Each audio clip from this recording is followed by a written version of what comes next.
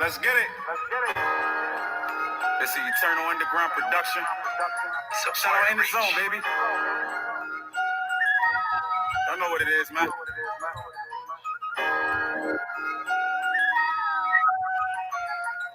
You're now tuned in to the Hodge Sports Show with a mix on target sharper than Katniss Everdeen with a crossbow. Before you place a bet, let's check with Patrick and Sean first. Unless your aim is that, holler your vibes. Check the stores first. Forget the mother stations, we got you covered. Don't waste your time.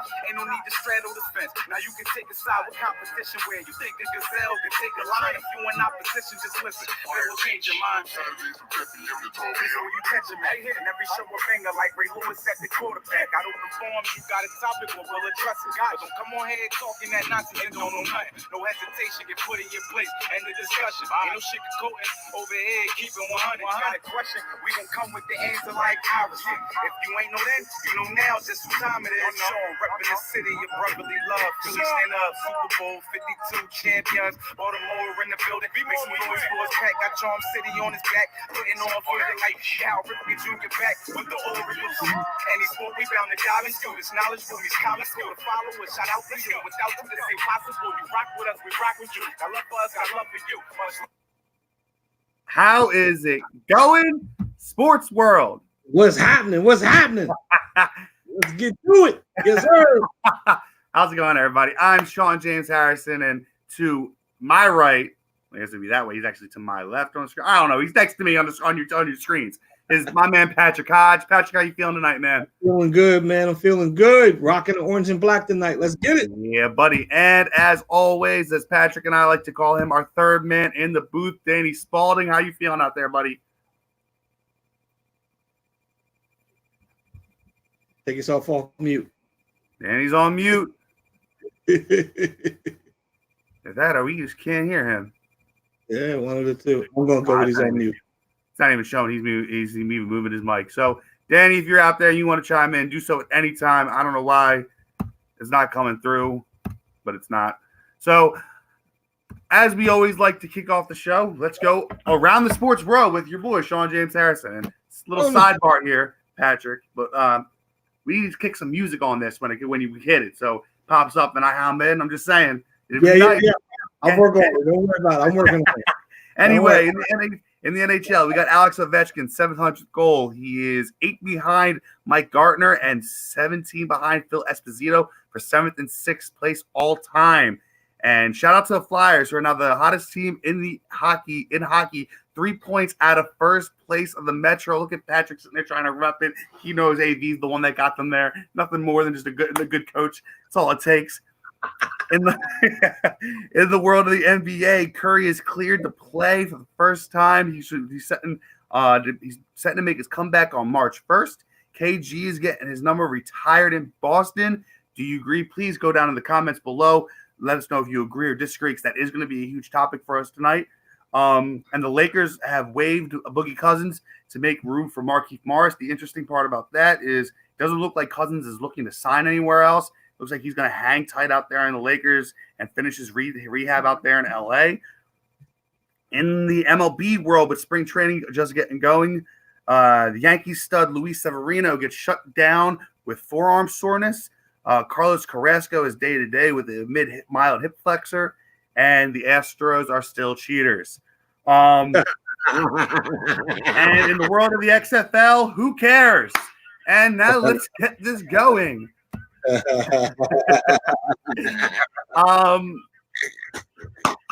Houston are still cheaters.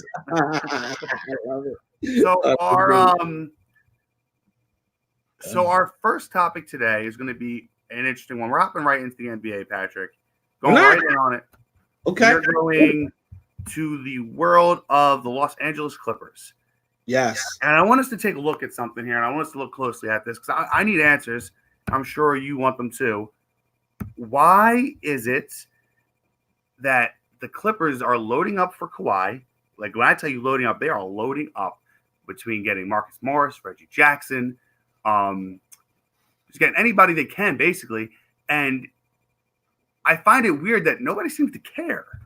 Like, we're just like, oh, they're just building a good team. No, you may care. You may, but I'm just trying to, like, it doesn't make sense how it's pretty quiet out there.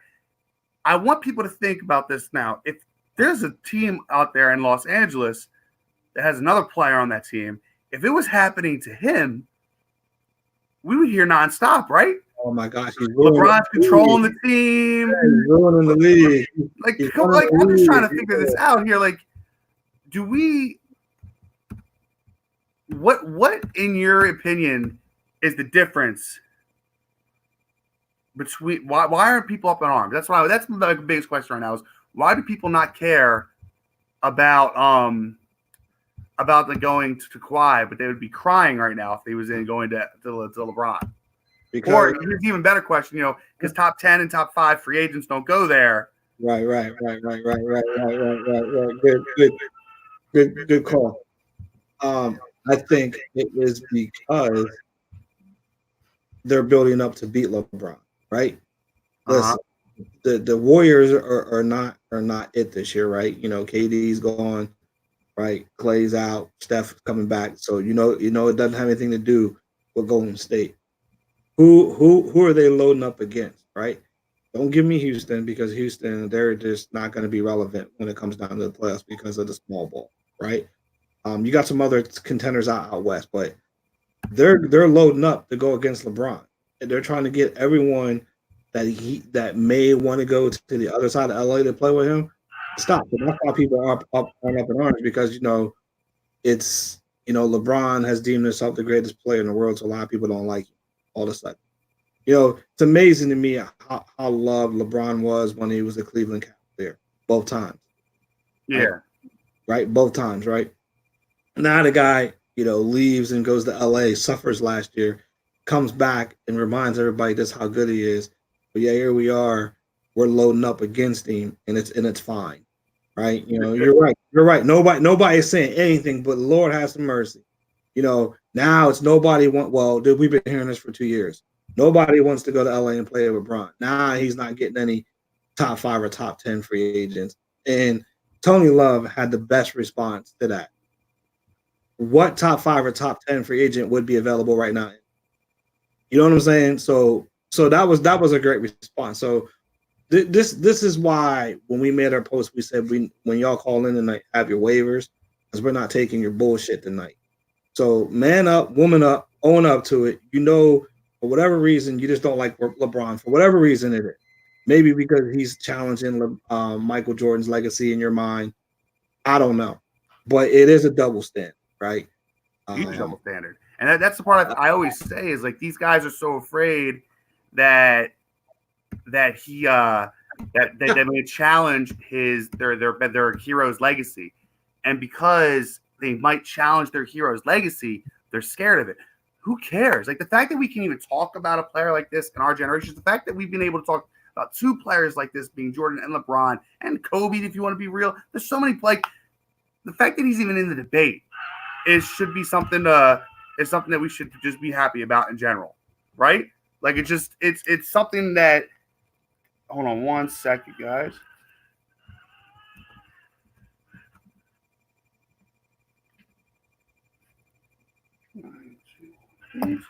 All right, cool. You good? Yeah, no, this dude keeps calling in. I'm trying to lock the conference so I can't hear him anymore. Mm-hmm. For whatever reason, I don't see it on this Uber conference. But the same thing is I can't. Like we have two other people calling in. One from Caldwell, New Jersey, which I think is Lou. Yeah. And they for whatever reason, I can't hear them. No worries. You keep working on that, and we'll go on that. You keep rolling. Yeah. So I'm gonna try to figure it out on my end. Our boy, and I say our boy because he is our boy, Keith, one of our designers of our Hodge Podge swag. It says because LeBron is the effing king of attempting to load up. And I always like to get Keith's perspective on it because he's from Cleveland, right? So he gives a very detailed take, and I just disagree with that. I don't understand how LeBron is the king of loading up. And if you feel that way, which is fine, you're allowed to feel that way.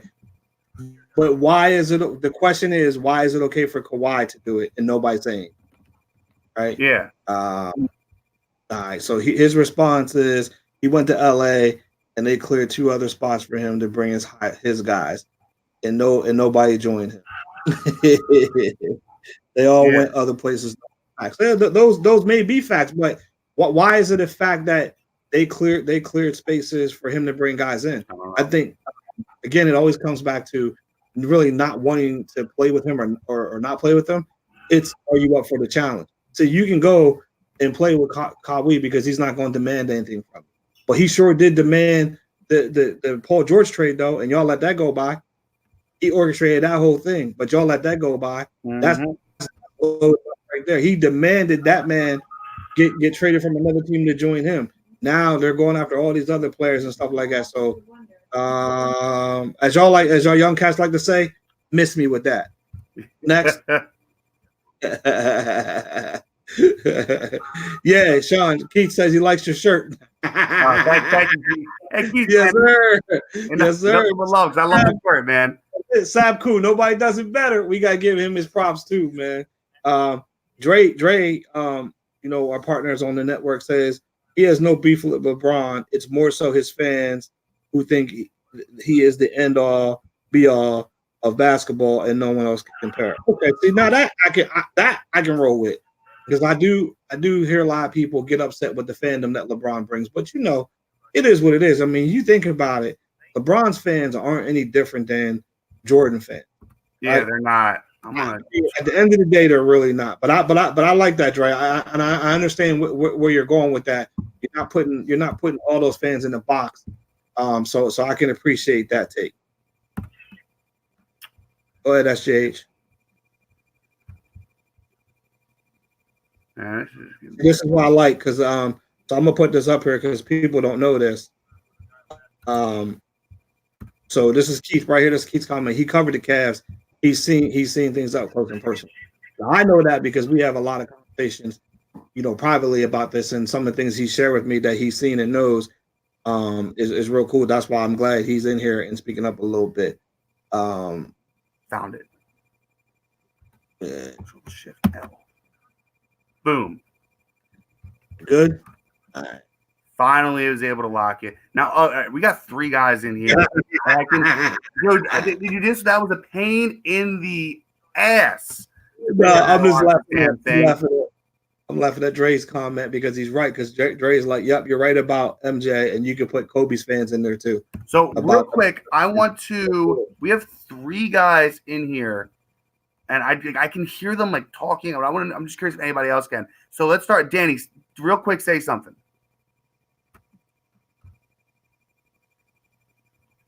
Can't hear him.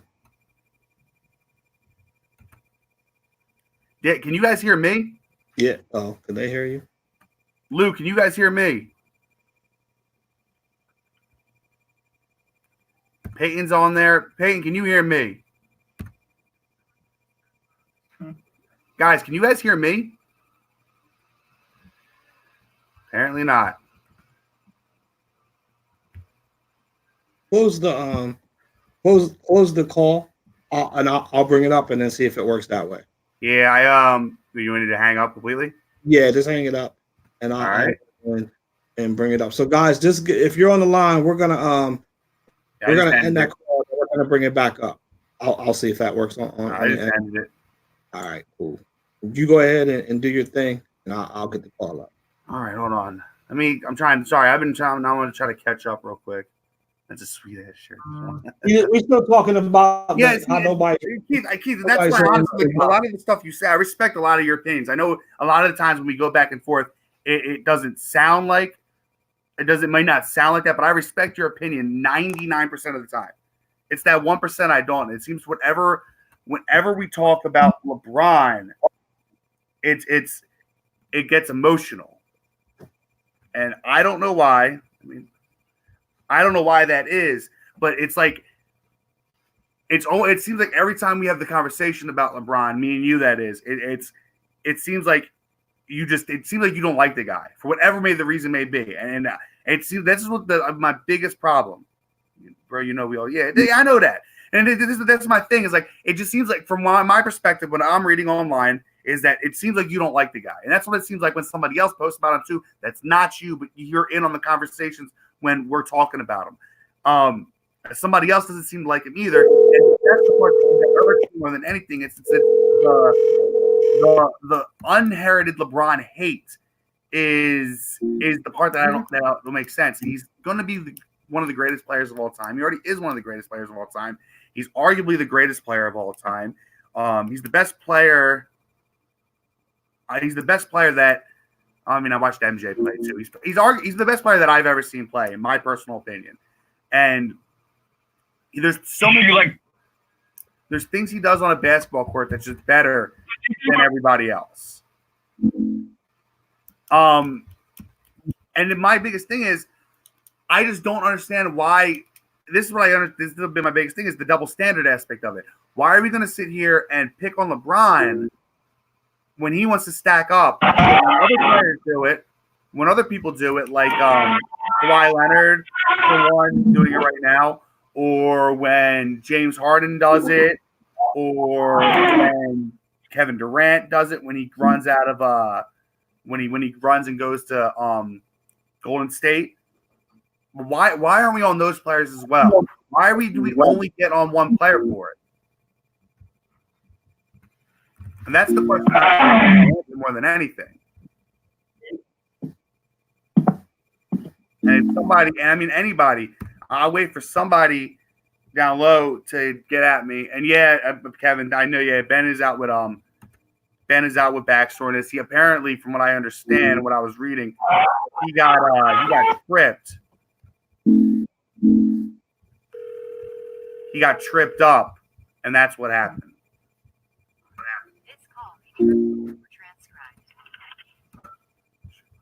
So that'll be interesting. LeBron was dumped in Toronto. Leonard was dumped in Toronto and won a championship. I have no problem with the guy exercising his right to play wherever he chooses. So here, he was dumped in Toronto. He was traded to Toronto because that was the only team willing to trade an all-star back to San Antonio, which was DeMar DeRozan. And when we saw San Antonio, it was markedly worse. After he won a chip, and then went and fled to the Clippers and forced Paul George to get there, right? Forced that Paul George trade, won a chip. I would really love to meet up with his well-hung black guys.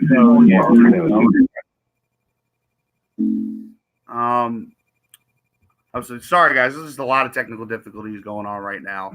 We're trying. Yeah, sorry, man. We got a freaking prank caller that keeps calling in. The funniest part about these prank callers, is this is what's funny. They literally have nothing else better to do.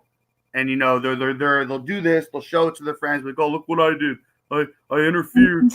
Dude, like, you have the balls to at least come on here, use your real voice, put your name to your words. If you don't, then you're nothing more than a child. And it's just as simple as that. You're just a child with nothing else better to do, and you're a coward at that as well. Plain and simple. But we're gonna move on. I want to get off this topic because it's get my brain flustered listening to that crap anyway. Conference locked. I'm very interested in this Kyrie Irving situation. And everybody's really hyped about him being in Brooklyn. I'm excited he's in Brooklyn. I'm really excited to see him and Kevin Durant play. All fandom aside, those two should be a very good pairing together. With how good how good Kyrie Irving is, just with being a floor general, being able to get to the basket when he wants, having a terrific shot. Kevin Durant, kind of the same thing, with a way better shooter and his lankiness. But Irving's hurt again.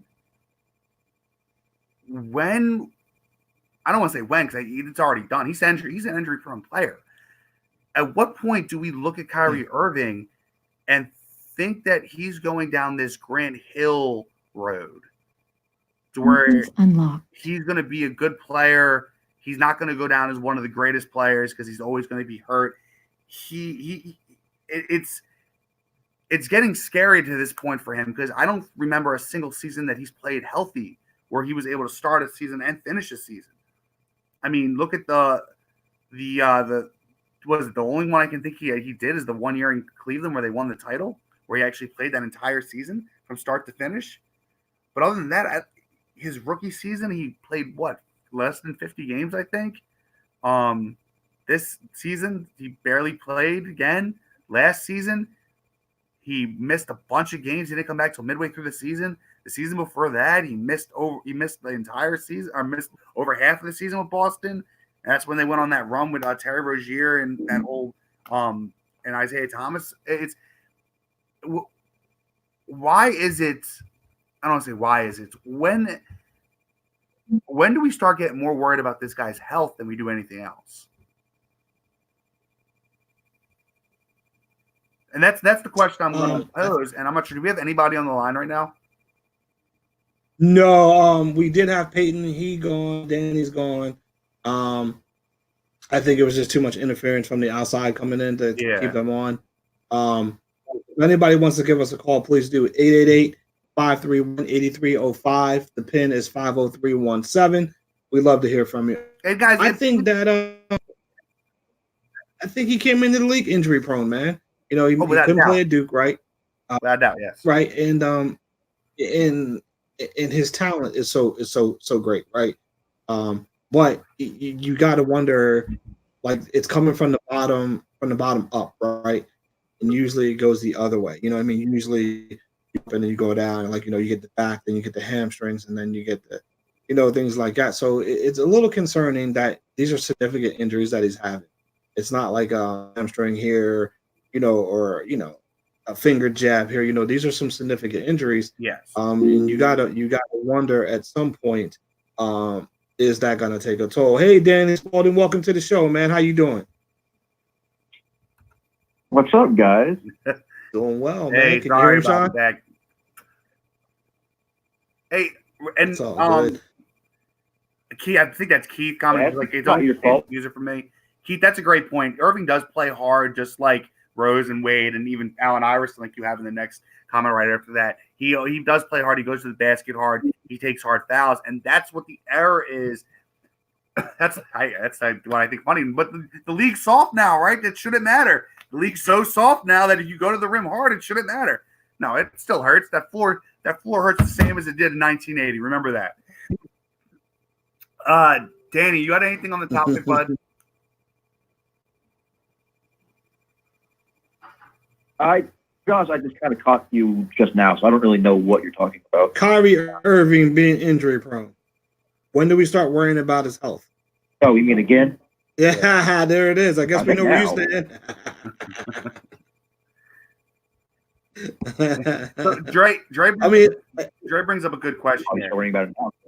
I'm not getting younger, and it seems like his injuries just keep Yeah, look at this. This is great. Dre brings up a good question here.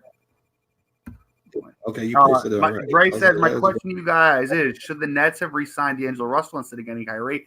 I said from the jump that I didn't think D'Angelo Russell should have left the Nets. I think they should have added a round D'Angelo Russell because Spencer Dinwiddie, for what it's worth, Dinwiddie can play. We know Dinwiddie can play. We know Karis LeVert can play. So you didn't need to get Kyrie Irving. You had an all-star in D'Angelo Russell already, a non-injury prone all-star who came out of his shell last year in D'Angelo Russell. Yes, you're right. Irving was an upgrade, yes, but both players will be a year older. But you're also not getting the injuries with D'Angelo Russell, and Russell's younger.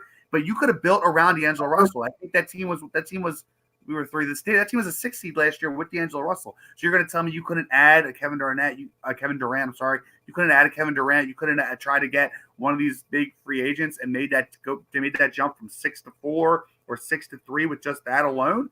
I mean, I think you could have. I think D'Angelo played really well for them, obviously, and that team is a very system team, and you can see it in the way they play. That coach, Atkinson, is a very good coach. He's got a very good system in place, and that's why I don't think him and Brad Stevens are kind of alike in that, where they both have very good systems in place, to where they can kind of plug and play any kind of players and still get like decent results out of them.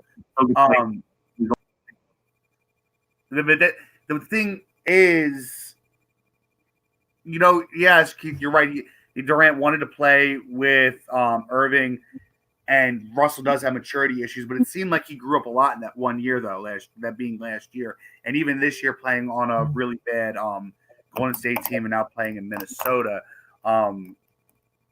I don't think D'Angelo has ever really been given a fair shot in the league, from my personal opinion. I think D'Angelo has always been that guy that has been unfairly labeled as a guy with maturity issues and whatnot, but is yet, besides the Nets, has really not played for a winning organization. He's not, and I can't even say really the Nets are a winning organization. They had one winning season, so he's yet to really even play for a team that knows how to win. So how can we label this kid that's, I think, 24, 20, not even 25 years old yet? How can we label him as maturity issues and all this stuff when we haven't really seen him play on a team that's worth talking about other than last year? And we saw him last year, as we all seen, an all-star and everything else that came along with it. It's a great point. And it seems to me, and maybe I'm just on the outside looking in on this NBA atmosphere or landscape thing, but it seems to me that depending on the player, opinions differ, right? Because I said the same thing about CP3 a couple weeks ago, about, he always seems to be the person on the team, he has character issues, or not character issues, but, just getting along issues, right? And here now we're hearing that D'Angelo Russell has maturity issues. Since when? Since what? What did he do to deemed maturity issues? Because he took a video? You know what I mean? Is that where we're going back to? I mean, how about the kid that was doing the wrong? What was mature about that? You get what I'm saying? So I always find it funny the takes that we get on NBA play. Well, man, let's keep this thing moving, because I wanted to throw something out to you. Go ahead. Are you ready for this? This is totally off topic. It's not one of your topics, but I'm going to ask you this specifically, and I want everybody to take emotion out of this, and I want everybody to pay attention to this question. You want people to take emotion? Question. I will try to break it down to you. Is Dak Prescott getting the Donovan McNabb treatment? I need you to from his fan base immediately. Ooh, okay. Now I understand. So, yep. All right.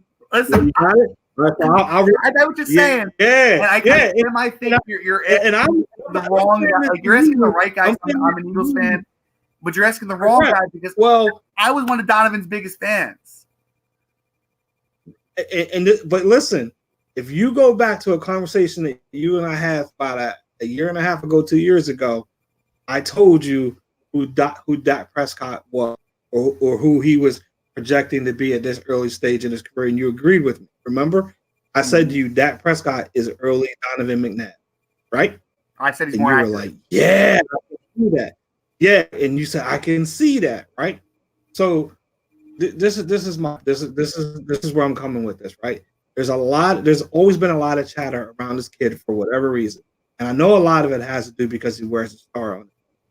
And I will maintain that if Dak Prescott played for any other team, he would be held in a higher light than what he is from a lot of the pundits and a lot of fans. But right now, what I'm asking is he receiving the Donovan McNabb treatment from the fan base and media? From the time Donovan McNabb was drafted, what happened when his name got called on that podium? All right, booed, right? Yeah. Yep. Yes, undoubtedly, yes. Right, and now he still cries about it. Correct. And that's why I was getting ready to go to. That is something that's never left him. And Donovan McNabb had a really, really good, borderline great career. I mean, he did some wonderful things. He's a borderline for the city of Philadelphia. He is borderline. I was sad to see him leave. Because when someone that plays for a team that long, I always like to see them stay with that team. But what I'm saying to you is like there's a lot of takes out there, right? Let's not re-sign Dak. Let's not pay him this.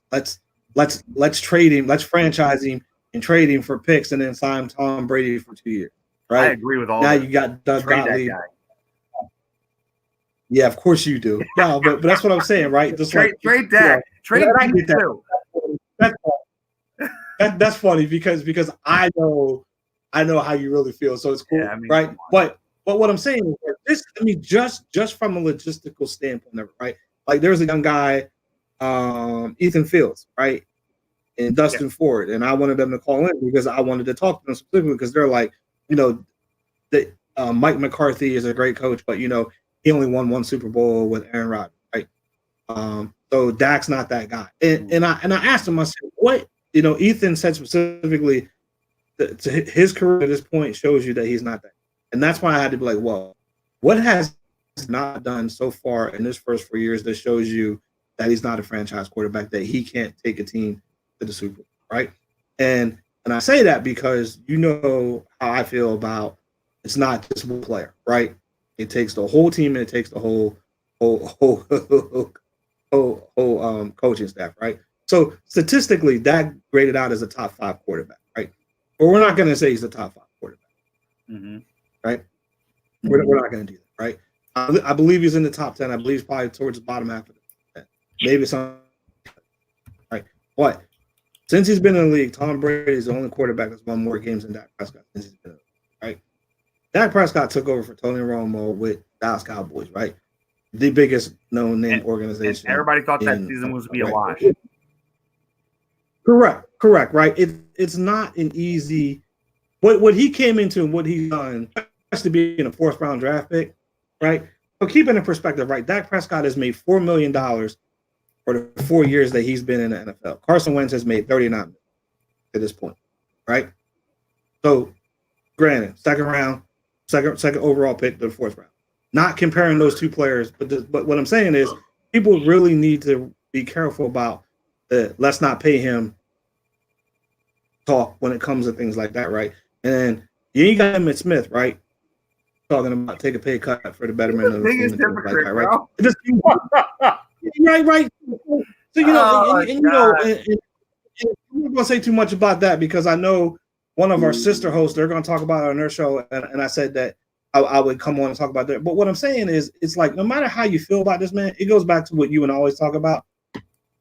He's worth whatever the team deems he's worth. Whatever he gets is what he gets, right? Willing to pay you. Exactly. And in that position, that market always gets reset, right? All those guys are overpaid. Let's just be clear, right? They're all overpaid, right? But some of this, no, not some of this. A lot of this is on Dallas though too, for not taking care of him last year. Should have signed him before Carson Wentz signed. They should have signed him before Goff. If they weren't prepared to pay the market he's going to get, then they care him before they took care of Zeke. And you and I went back and forth on that last year. What have I said about Dak since the Carson Wentz and the Jared Goff signings? Is that Carson should go into the meeting rooms now and slam. I would take, if I'm him, I'm taking my numbers, I'm taking Carson Wentz's numbers, and I'm taking Jared Goff's numbers. I'm throwing them down on the table, and I'm saying I need more than both of these two. He's been since he's been in the league, he's more yards, more yards, more completions, better completion percentage. He's outplayed both of them. Both of them. So he now he should demand more money from Dallas, and he deserves more money, to be honest. I'm not walking away from I want, the 30, 34, 35 mil a year. And actually, I heard he's asking for 40. I think that's a little insane, but I think he should get like 35 million a year. He should be making more than both Jared Goff and Carson Wentz, plain and simple. And to answer your question, go ahead. No, go ahead. All right. To answer I did ask you the question. If he's getting treated like we treated Don McNabb, I don't know, because I'm not really in touch with the Dallas fan base like you are. I can only tell you the Eagles fan base, how the Eagles fan base treated McNabb, and anybody that knew Philly during that time, because you would say that the Eagles from 2000 to 2005 were probably the most dominant team in the NFC that could just never get over the hump. Probably the most dominant team in the NFC that just couldn't, for whatever reason, get over the hump. So the fans here treated Donovan McNabb like he was, I'm gonna pull name, like he was Patrick Ramsey. All right, you would have think that we had yes. You would have like you would have really thought that we had some bum playing quarterback here for what was it? He played here, I think, 10 years. You would have really thought we had a bum here from 99 to 2009, because that's when Mike Vick and Nick Foles started in 2009. So you would have really thought we had some bum playing here, which is the part that always threw me off, because when you looked at it, McNabb was always a top 5 quarterback in the entire NFL. He was deadly with his legs. He wasn't always super accurate, but he always got wins. And at the end of the day, when you're talking about in NFL games, that's what matters, is winning. I don't care who the quarterback is if my team's winning. That's all that matters at the end of the day. I didn't care that Nick Foles won us the Super Bowl a couple years ago, because at the end of the day, we won. That's all that matters in sports, right? Is win. Win's a win. So that's it. Watching the fan base destroy this guy and constantly say he had no heart, he didn't always try, he threw up in the huddle, which is BS. He didn't throw up in the huddle. Like it's fans constantly were trying to put this man down and make him worse than what he was. Now, I've been on record in saying that I do not believe Don McNabb is a Hall of Fame quarterback. I think he's borderline. He's one of those bubble guys that'll probably get in when he's like 60, 70 years old as like one of a older guy that gets in. But I don't think him, and I don't think Tony Romo, I don't think either of them they're both bubble Hall of Famers. They don't have that flair, even though like McNabb, I think McNabb's a better quarterback than Romo ever was. Personally, I think McNabb has the men numbers and everything, the playoff wins to prove it.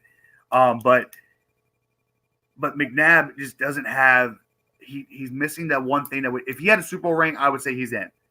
But the fact he doesn't have that Super Bowl ring won, and I think that probably if he had it, I think the trouble that he's got. I think he's under 40,000 yards career passing as well. If he would have went over 40,000 yards passing, or he had a Super Bowl ring, I can put him in. But I think he's at like 34,000 yards passing. So I can't throw him in there. It's I don't know.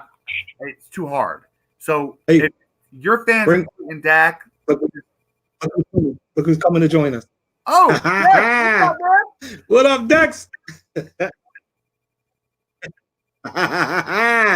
What's happening? Why everybody welcome Dex to the show with us, man? Sean, there is some and exactly what I wanted, exactly where I was hoping you were gonna go. It's that the people are making Dak out worse than what he actually is. And what I'm gonna say about that is like that, like they could be a lot worse if they didn't have him, right? So a lot worse. We've seen what it looked like until we got Tony Romo, right? The Quincy Carters, the Clint Stoner, you know what I mean? All these guys we went through to get the Romo, right? Then you got a guy in there that's improved every year, has not missed a game, has not gotten in any trouble whatsoever. And I joke, I swear he just needs to get in trouble. He needs to get arrested or something. And then maybe the Jones.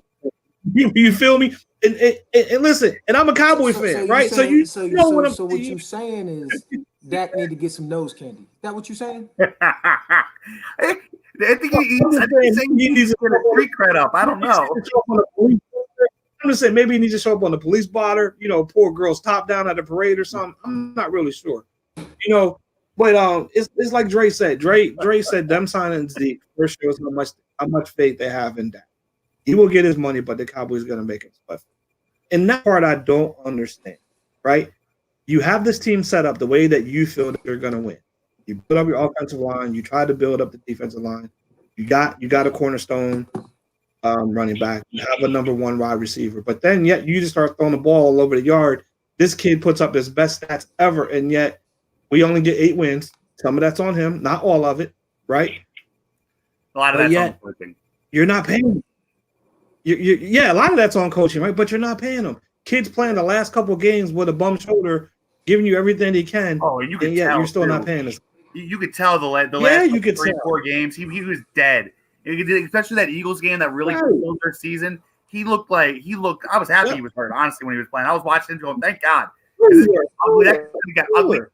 I mean, you could tell he was limp. All his throws were all short. He looked like he just couldn't get that long ball going. Everything was hitting the dirt. And I said the stat to you is that he threw like 2 long balls the entire game that were past 15 yards. That's right. You did tell me that. 7 yards in the air. Yeah, I mean, it's just crazy. But I just wanted to ask you that, being a Philly fan, I knew you'd get my question.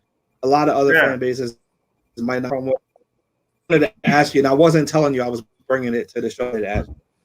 So, man, we got 20 minutes, man. So we can go. Here. Listen, we can go a couple ways with this. We can talk about the NFL and the new CBA, or we could talk MLB Spring Training or NHL trade deadline. Dealer's choice, buddy. Here's the thing. We got Lou on the line. We got Dexter just joining us, and we got Danny on the line. Let's let our third man on the camera pick the next topic. What's up, fellas? That's not Lou. That's Nate. That's Nate. And now Nate's here. So Dex, Lord, Dex, you pick it, bud. Mercy. No, man. Here we don't care what we talk about. All right. Listen. Okay. Listen, I want to talk about the CBA, to be honest, and I want to get everybody's feel on it. All right, let's go CBA. Because I want to know how across the board everybody feels about the 17 games and how they're going to incorporate it. Because I was over my friend's house yesterday, and we were talking about the 16 game setup is kind of perfect, right? Because you know who you're playing almost every single year. There's only one team that's realistically going to change, and that's wherever you land in your division. Right. But basically everything's going to cycle through the same. So that 17th game, what I was thinking of, and I think I can't remember, I think I saw it on our page actually, is what if that 17th game, just for instance, if they had, Steelers, Eagles at Beaver Stadium, or Dallas, New Orleans at Alabama Stadium, if that's the way they're going to do it. I want to know, what do you guys think they're going to do for that 17th game, and how they're going to incorporate it into the actual flow of the league? And Dex, I'll let you start off since you're popping on with us.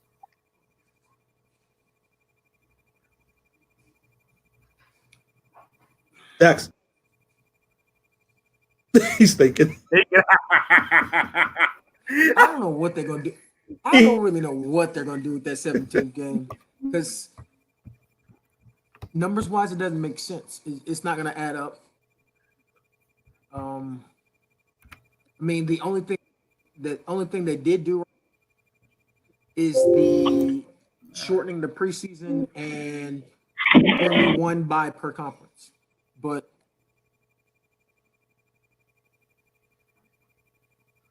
the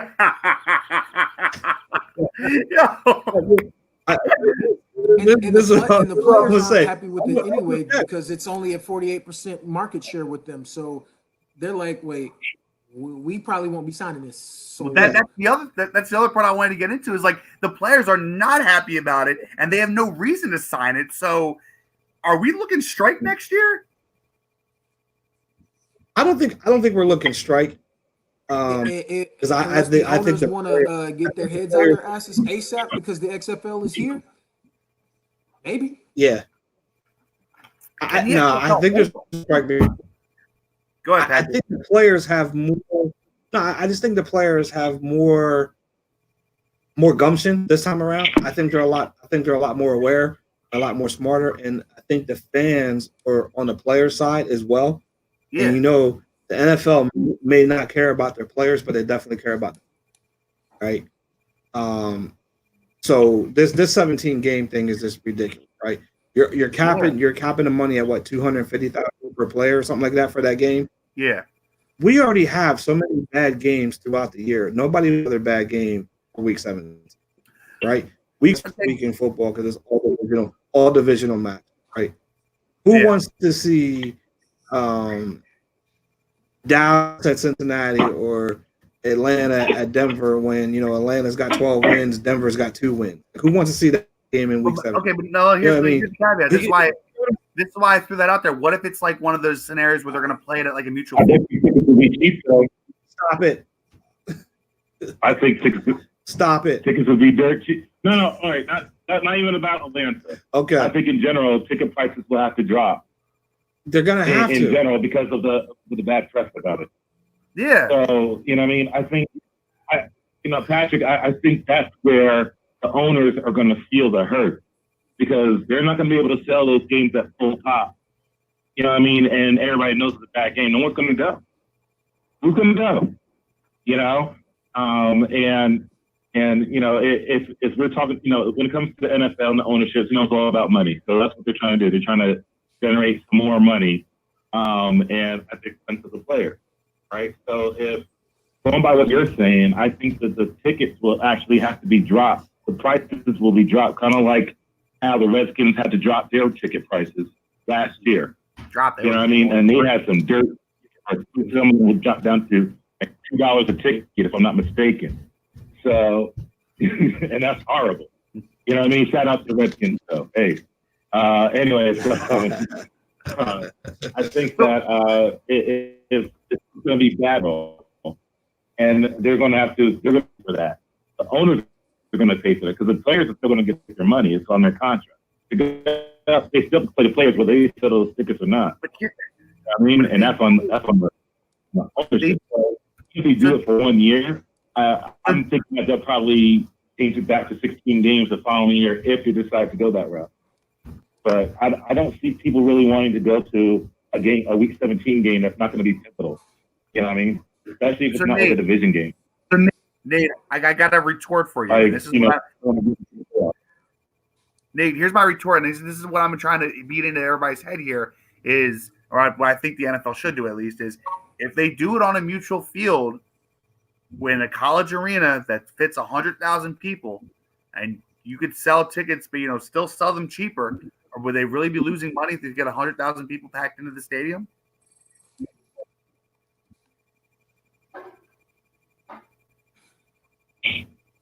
That's okay. Let's talk about Giant Stadium. That's usually my go-to stadium of two teams that really suck, right? But they sell out 80,000 people, even when no matter what, right? All those home games.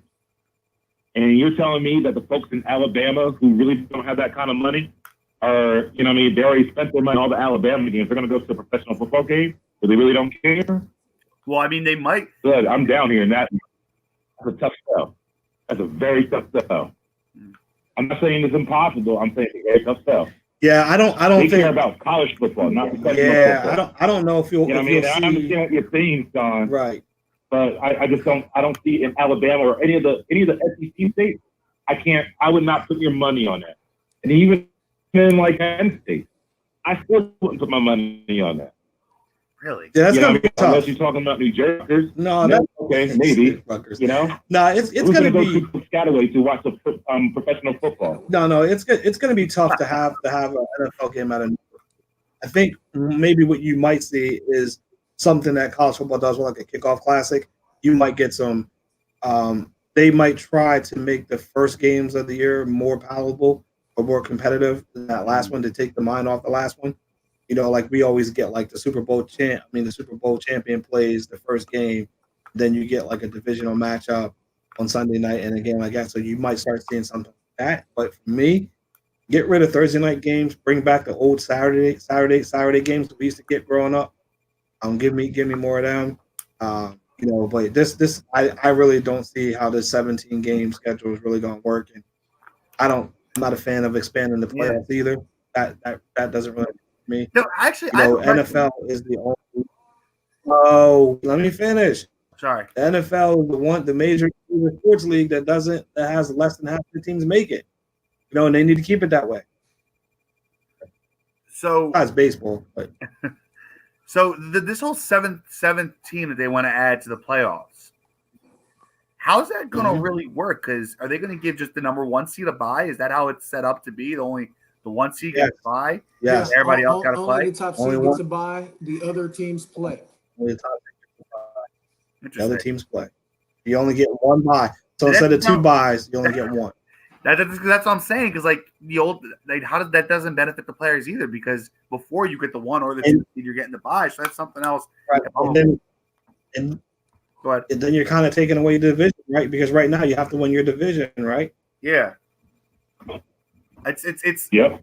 that's a really it didn't make sense because it was a tough sell for the players anyway.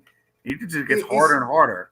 It's essentially cutting into the college football style to where every game is going to matter. Yeah. Yeah. And here's the other thing: you No, you're guys really absolutely want to see these 8-8 teams and get into the playoffs. That's what you got to think about too, is because after that second wild card, it usually gets ugly. You know. Yeah. It usually gets really ugly. I mean, last year you look at the teams that just missed. You're talking about the Rams at 9-7, the Cowboys at 8-8. I can't even think of anybody after those two in the NFC at least. Well, but here's the thing, right? Here's the thing. Usually, when you get an 8-8 team, it's usually a division winner. Your wild card teams very rarely get an 8-8. There have been more. There have been more 10-6 and more 9-7 teams missing the playoffs than there has been 8-8 teams or 7-9 teams make it. So I don't think that there will be an increase in 500 teams getting in. It just doesn't look good. It's just not aesthetically pleasing any way, shape, or form, right? Because hey, now I never played football, so anybody that played, y'all can tell me differently. That wear and tear over that season and the way that they can't practice now, and like the things the play being less than what we're used to seeing because of this current CBA.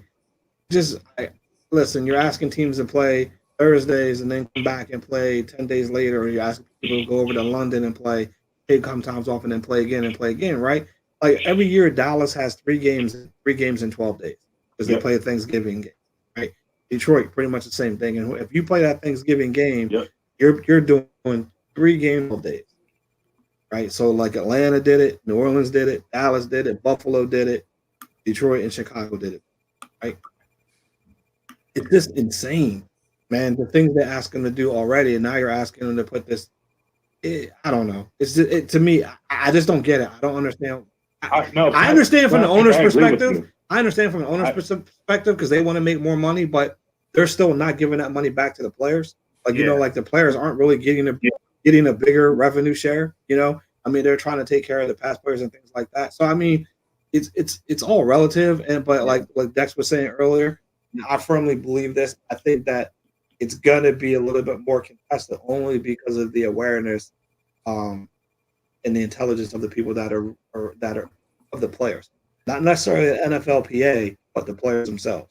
And how educated they are, and the legacies they're trying to leave, and how they're trying to make sure that they're taking care of the people before them, and damn sure the people that come after them are. And I think the owners, man, listen, every sport the owners are, we know this, right? For lack of a better word, it's all about them, the rich getting richer. I don't know. Dan's got anything on this? Yep. I mean, Danny, sorry. Keep thinking. I see the jersey number. Danny, you got anything on this? I mean, it is kind of weird they're going to a 17 game. It doesn't make sense. You think if they're going to add more games, they'd add maybe 2 more games to kind of round it out. Yeah. Are they going to take away a preseason game? Yep. Yeah. They would take away that meaningless game. Fourth. So now the trade-off, right? The trade-off, Danny, would be that the the 56, right? 56-man rosters. The practice squad goes from like 10 to 12 players as well. So they're saying that they're creating jobs in that way as well, because that fourth game is usually the showcase game for your 6th, 7th rounders and people coming back from injuries trying to make trades. Yeah. So that's where the trade-off is coming in at. But I don't know, man. I mean, there's 5 of us sitting here having this discussion, and none of us are in favor of 17 games. So I can't imagine what everybody else is feeling the same way. I don't like that idea about a neutral field either. Like that seems kind of stupid to me, because that's the whole thing about NFL is Your home team can go see your team. They don't have to travel across country to go see them play. Like Nate was saying, if you're living in Alabama, are you really going to go see, L.A. Rams or Las Vegas Knights or Las Vegas, whatever they are going to be now? Raiders. Play? Probably not. You have no interest in it. Yeah, it's weird, man, because like you think like so now instead of the fourth preseason game being the waste of time, now the third preseason game is going to be a waste of time, and now everything is just going to push everything back one, and you figure with as conscious as these guys are with health nowadays, with CTE being such a popular thing, you're basically extending one more game of possibility for CTE, and with how much we've seen ACL injuries in the past 4 or 5 years spike up more than we've ever seen before. It really doesn't make sense. They want to add an extra team to the playoffs and add an extra game. If anything, you would think they want to shorten the schedule, if anything, to try to get the players done. And you're right with it, with how much wear and tear it takes on your body. It's really unfair to ask these guys to put more in than what they already do. There's a reason that they get one game a week.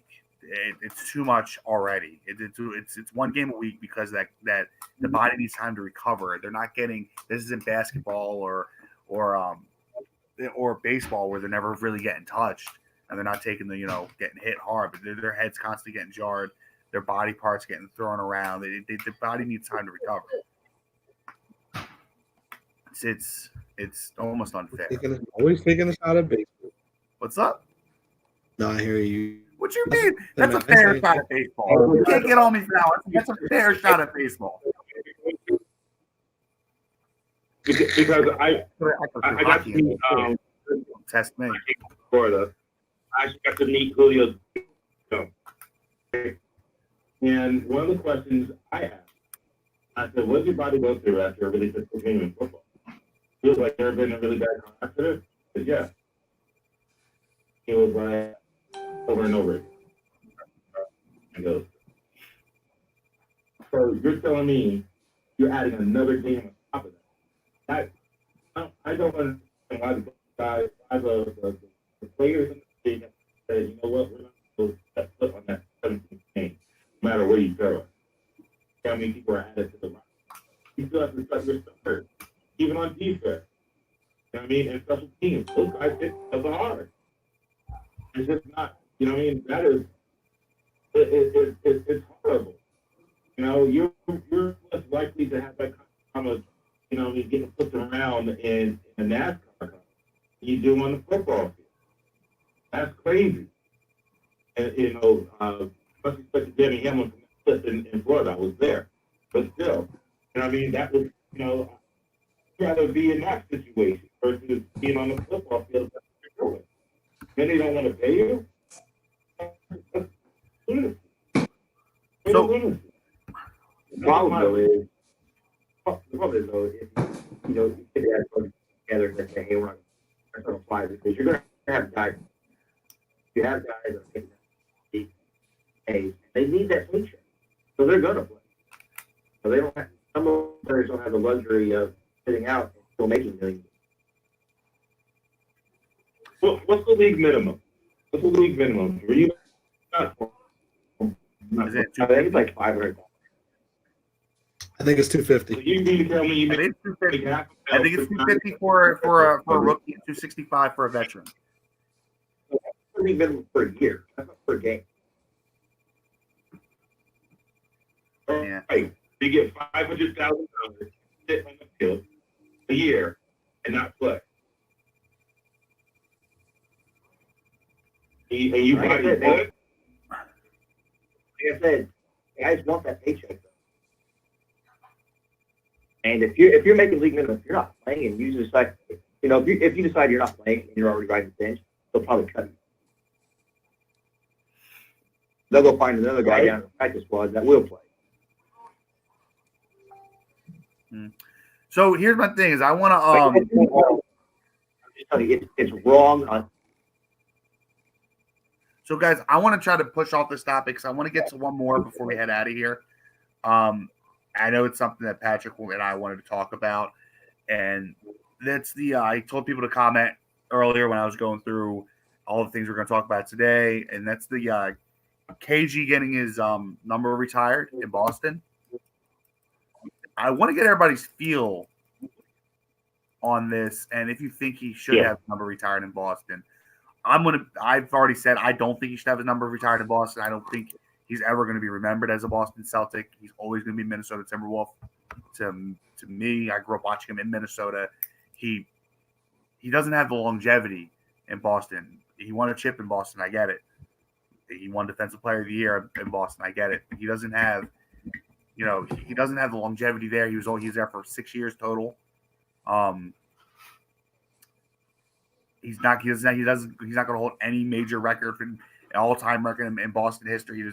There's nothing he has there other than a title, and they got 13. They got what 12, 13 of them. So what's the big deal? What's one guy winning one? Dax, I just want to get your opinion on it. What do you think he should have his number retired in Boston?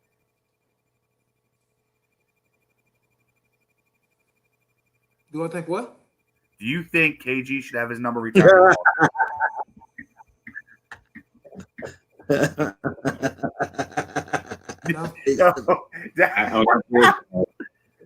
You can't see his face, man. His face says it all, man.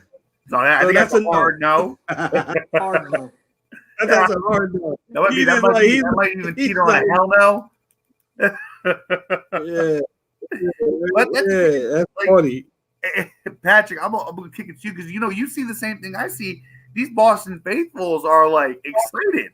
They're ecstatic, and I said this has got to be just a ticket scheme thing. Like they got to be they got to be playing like the Cavaliers or something. So they got to sell tickets that night because nobody's buying them. Because I don't see why else you would do this. Man, I listen, to me, he's gonna be a Minnesota Wolf like that. He only played 5 years in Boston. How do you get a jersey retirement after 5 years of service? I don't know. Listen, we're talking about the Boston Celtics. That's another thing, right? We're talking about retiring this man's jersey for the Boston Celtics after 5 years of service. Yeah. I'm sorry. I don't know, man. I mean, I see it matters because the most important championship is always the last one, then the next. Fine. But he didn't win the championship all by himself. It wasn't like he went there and resurrected that franchise all by himself for 5 years. He had the original big three. So don't let me get started on that topic, right? So his accomplishments, his contributions are not to be diminished, but I still just don't understand how after 5 years of service, like, okay, so let me ask this question. Let me pose it this way. LeBron James is in year 2 with the Lakers. He retires in 3 years. Does this jersey get retired? If they win a championship in the next 5 years, right? In the next 3 years, does his jersey get retired for the Lakers? I think it will be. Now, if you're asking me, do I think it should be? I'm going to tell you no.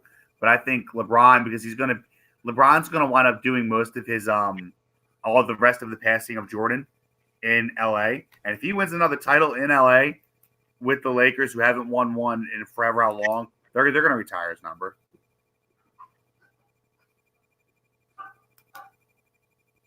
I mean, because people are going to come out and say no, because that's that bias again. I just don't understand. Like, I just go back to 5 years, 5 year service time, right? We're going to retire Kawhi's jersey in Toronto for 1 year and a title. Does his number get retired up there? Tim Duncan's number retired in San Antonio. Is David Robinson's number retired in San Antonio? Is Robert Horry's number retired at any organization he's played for? Houston, San Antonio. All great questions. All great questions. Yeah.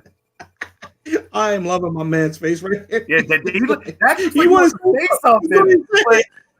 He does. He keeps sighing. He wants to say something so bad. Just let it rip, man. Yo, come on. We don't know hold bar. Go. The fuck has KG in Boston that was rafter worthy?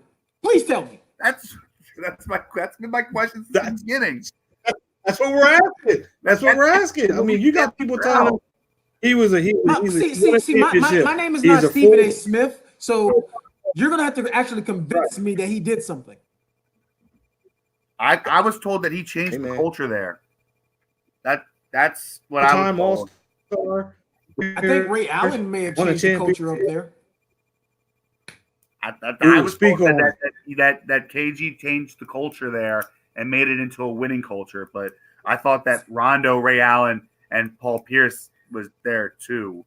But that's just me. And if you actually go back and this is the point I posed. Now, if you actually go back now, Paul Pierce, I'd put in the rafters. God, Paul Pierce undoubtedly he spent his entire career there. Paul Pierce number goes up the rafters. That's exactly Rondo. I put Rondo's number in the rafters. If you go back, KG to me was a rental in Boston. If you go back and look at the splits with Rondo playing and Rondo not playing, with that before they had, you know what? I got you one better. Put KG's rafters. Put KG's jersey up in the rafters in Boston, and I'm gonna put Rasheed Wallace's jersey in the rafters in Atlanta. There we go. I like that. Well, listen, we can we can put Leonard's number up in the rafters for Toronto. Want to do that too? I mean, I'm just saying, like, as long as we put Uncle Dennis's jersey up there too. For where? For where, Nate? Hold on, guys. For where, Nate? Boston. You guys hear that? Shaquille O'Neal's jersey, Boston jersey. Oh, I like that. Yeah, there you go. Better yet, Shaquille O'Neal's jersey in Boston, Miami, and Cleveland.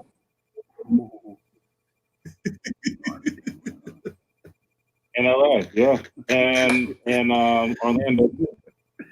Well, dude, it's like I said, that's why I said from the jump. This seems like an organization that they're grasping at straws. I don't understand why. You're the Boston Celtics, right? You're not you're not the Charlotte Hornets, right? You're not the New Orleans Pelicans. You're one of the greatest franchises in the NBA. There is no need to use the entire guys' numbers that have been there for 3-4 years. Like, you retire your Kevin McHale's, your Larry Birds, your Paul Pierce's. Putting KG up in the rafters next to those guys who are lifers for you, it's like tainting the rafters for you guys. And I'm saying this as an outsider looking in. I'm a Sixers fan telling you that's tainting your rafters. I mean, it's Kevin Garnett. It's not Robert Parrish. See, I mean that's. And I'm a Hawks fan, by the way. I mean, that's exactly. That's exactly where I'm coming from with it. Like, it's just like it's Boston, man. It's not Minnesota. Yeah. Did Kevin Love get his number retired in Minnesota? He didn't win there, but he was there, and he was a pretty good player there. So I guess he gets his number retired in Minnesota. And him and Wally Zerbiak. Well, only if Mo Williams and Delonte West jersey gets retired in Cleveland.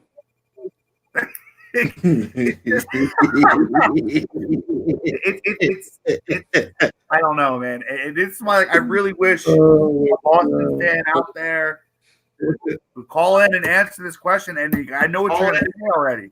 You're going to tell me he changed the culture. It doesn't matter how long he was there. It matters what he did when he was there. Well, that's just dumb. So he changed the culture. So how bad was the culture that he needed to come in and change it? They made the playoffs the year trade for him to get it. Because last time I checked, Boston was the home of one Larry Bird and Robert Parrish and Kevin McHale and a whole bunch of legends, and the parquet floor that every NBA kid had dreams of playing on. Rings upon rings upon rings. And you're telling me the culture need to be changed, so you brought in Kevin goddamn Garnett for it? Kevin Garnett, some Honey Nut Cheerios and shut the fuck up. Here's the thing: is Garnett's entire career was known as a problem on the court. He was never a guy that you're like, he was never a guy you looked at and was like, no, that's a guy I want to be out there leading my team and being the leader of this team and showing them how to be mature on the field and on the court and off the court. No, he was a problem. Right. And if you don't Right. believe he was a problem, go back and look at the interview that was posted. I don't remember. I think Dre actually posted on Strictly Prohibited and our page about him talking about his rookie year when he was trash talking Michael Jordan, and Jordan came back at him in the fourth quarter. And dropped Yeah. See, Jack, you know what I'm talking about. Like, Yeah. if you think that this man wasn't, he was a problem from year one in the league. He didn't know when to shut the hell up. I always called him the fakest tough guy in the world because he would run his mouth to you. He would get up in your face. And the second you got back in his, he was backing off of you in a heartbeat. Yeah. Yeah. He got G Immaturity issues. a lot. Like, Immaturity issues. so that if you But go talk about he is- player with maturity issues, there's one right there. KG had Yeah. one coming into the league and never got out of it. He was surrounded probably with one of players that players- forced him to be mature. Yeah, he's probably one of the best players to come straight from high school into the league. Oh yeah, I mean he's up there with him, T-Mac, Kobe.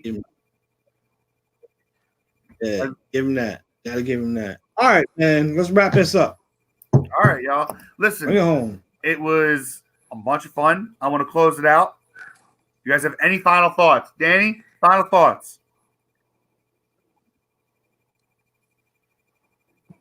Danny ain't there. So today is the 40th anniversary of the Miracle on Ice. Go you. Good call. If anybody doesn't know that, look it up. I'm following you, Danny. Good shout out to the Miracle on Ice. I'm a huge 40 years ago today. Great call out. Nate, final thoughts. By the way, I want to end the show like this where we get over around the round table. Everybody tells me what they learned today. Tell us what they learned today. Tell me what you learned today. Go ahead, Nate. I'm going to give a shout out to Danny Hamlin for waking up after that massive crash during the Daytona 500. You mean Ryan Newman? I was lucky enough to be Ryan there. Newman. Ryan Newman. He won the thing. Ryan Newman. Y'all know what I'm talking about. He called bang. Anyway, shout out to my man. He's awake. He's Yeah. awake. He's walking. That's the business. Yes, sir. Shout out to my man there. Also, shout out to Niki Lauda, who would have been 71 today had he been alive. R.I.P. Testing in Formula One has started, and if anybody wants to place a bet on Mercedes winning another championship this year, put your money on it. That's all I gotta say about that. All right. Is that anybody got any other callers up there? Negative. Jack, all on you, buddy. Final thoughts. Final thoughts. Normally, this would be the time I take. I go wrestling, go cheap pop or cheap plug, but hey, look, San Diego State lost. Oh well. It's fight night. Yeah. Right? So it's fight night. It's fight night. Get you a nice drink. Who you got? Make whatever snack you gonna make beforehand, because when it's time for the main event of the evening, I think these two heavyweights got something to say. So.